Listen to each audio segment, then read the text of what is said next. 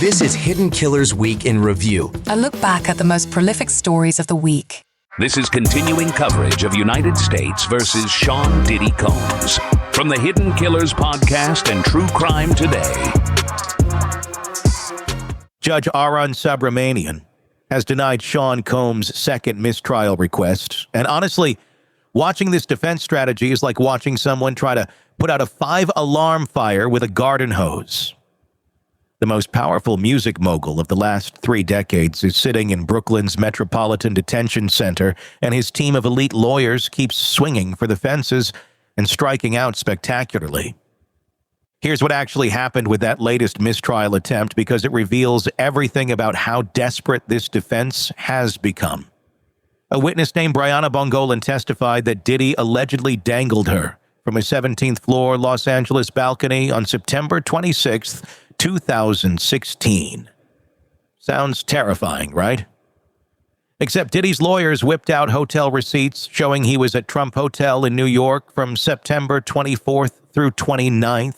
They called it demonstrably false evidence and demanded a mistrial for prosecutorial misconduct. The judge basically said, "Congratulations, you caught an inconsistency." That's called cross-examination, not grounds for a mistrial. This moment perfectly captures what Mark Agnifilo and his dream team are up against. They've assembled what amounts to the legal equivalent of an all-star roster. Agnifilo previously defended cult leader Keith Raniere, which is either perfect experience or a terrible omen. Alexander Shapiro clerked for Ruth Bader Ginsburg and specializes in appeals, which tells you they're already thinking about losing. Teeny handles sexual misconduct cases, and Brian Steele just finished defending Young Thug in that massive Georgia RICO case.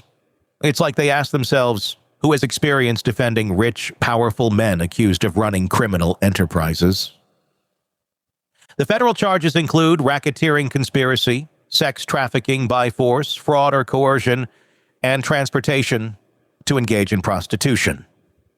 The prosecution added additional charges in a superseding indictment. If convicted on everything, Combs faces life in prison with a mandatory minimum of 15 years just on the trafficking counts. The government isn't accusing him of being a bad boyfriend or throwing wild parties. They're saying he ran Bad Boy Entertainment like a criminal organization designed to facilitate systematic abuse. What makes this defense strategy fascinating is how they're not really arguing innocence. Instead, they're trying to reframe everything as consensual adult behavior that the government is criminalizing after the fact.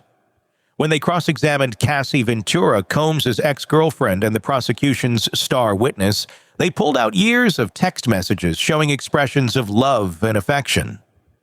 Agnifilo is characterized what prosecutors call coercive freak-offs as part of a swinger lifestyle that many people think is appropriate. It's like being accused of robbery and arguing, "No, they gave me the money because they loved me. Look at these thank you notes." The prosecution has brought over 16 witnesses so far, and the defense has gone after each one like they're conducting hostile corporate takeovers. When questioning Mia, a former assistant testifying under a pseudonym, Brian Steele repeatedly asked if she was part of a #MeToo money grab against Sean Combs. They've highlighted financial incentives, civil lawsuit settlements, and payments from Combs to alleged victims. The strategy seems to be, if you can't attack the facts, attack the motivations, but here's where it gets legally interesting. The defense filed a motion to suppress evidence from searches of Combs' Los Angeles and Miami homes, claiming the search warrants were obtained through misleading information.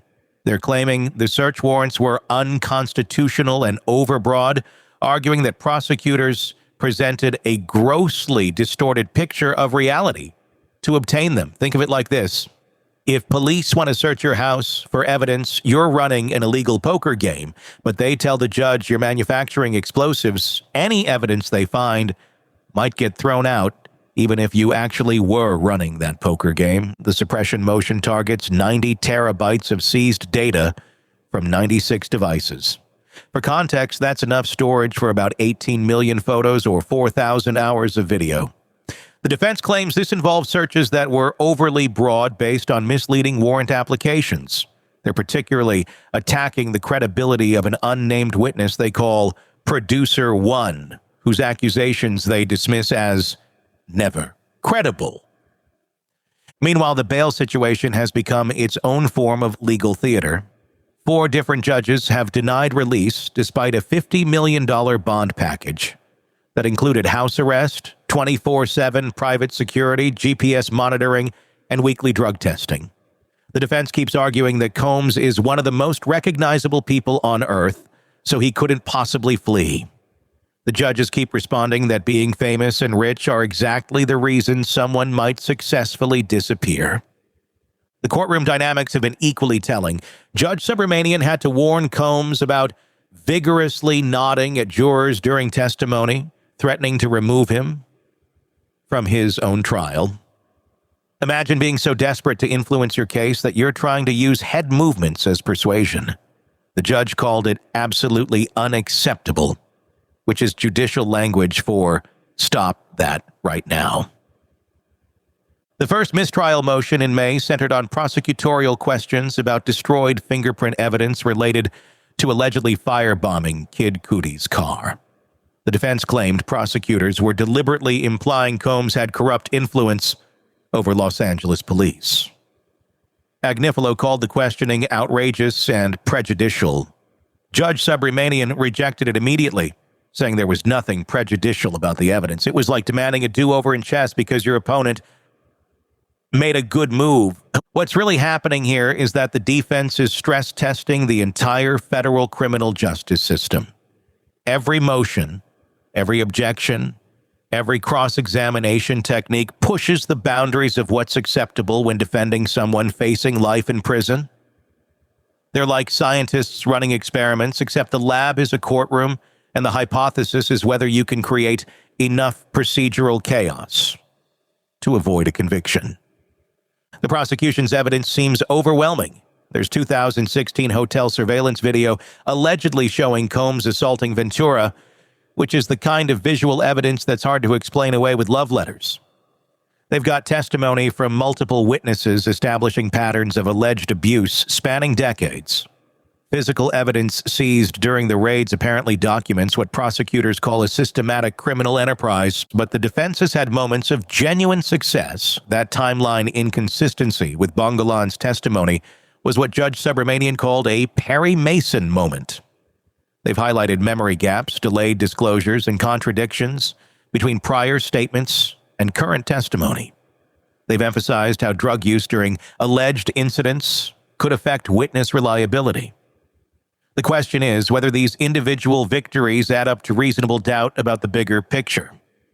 Expert witness Dr. Dawn Hughes, a forensic psychologist testifying about domestic violence patterns, faced pointed questions about her $600 hourly fee and the fact that she has never come into court, taken the witness stand in defense of a man accused of a sex crime.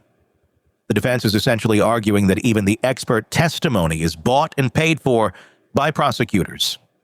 The timeline pressure is intense. The prosecution should rest by mid-June, which means the defense has to decide soon whether Combs will testify.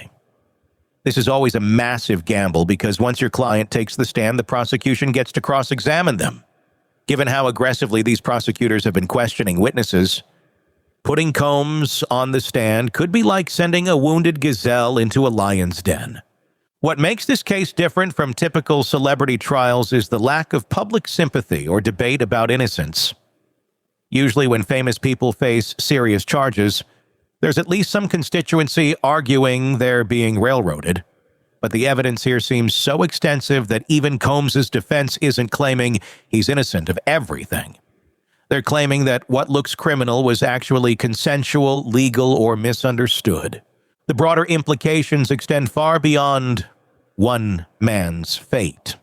This trial is essentially asking whether someone can use wealth, power, and celebrity to create a bubble where they can allegedly commit serious crimes and call it lifestyle choices. The prosecution argues that money doesn't make illegal things legal. The defense argues that what appears criminal from the outside might actually be consensual from the inside. There's also the question of how this case affects the music industry's power structures. Combs didn't just run a record label, he created a cultural empire that influenced fashion, politics, and entertainment for 3 decades. If the prosecution's version of events is true, it suggests that some of the most celebrated figures in hip-hop culture were allegedly using their platforms to facilitate systematic abuse. The defense strategy seems to be throwing everything possible at the wall and hoping something sticks, but so far the wall appears to be made of Teflon. They've tried attacking prosecutorial conduct, witness credibility, evidence collection, and even the basic legal framework of the charges. None of it has worked. Judge Subramanian has been consistently unimpressed with their procedural objections and has denied every significant motion they've filed. What happens next depends on whether the defense can create a breakthrough moment that fundamentally shifts how the jury perceives this case. They've got skilled lawyers who know how to work a room, but they're fighting against video evidence, multiple corroborating witnesses, and a mountain of physical evidence. It's like watching master chess players trying to win a game where they're already down their queen and both rooks. The real test will be whether any prosecution witnesses completely fall apart under cross-examination in a way that makes the jury question everything they've heard. So far, the defense has scored points but hasn't landed a knockout punch. That timeline inconsistency with Bongolan was significant, but it doesn't erase 16 other witnesses or video evidence of alleged assault. As this trial heads toward its July conclusion, we're watching more than just a criminal case. We're seeing whether the American justice system can successfully prosecute someone who allegedly used extreme wealth and cultural influence to create their own rules. The verdict won't just determine whether Sean Combs goes to prison for life. It will signal whether our legal system can handle cases where money, power, and celebrity intersect with allegations of systematic criminal behavior. That's why this matters beyond celebrity gossip or entertainment news. The outcome could fundamentally change how we prosecute powerful people who allegedly abuse their positions, and that affects everyone.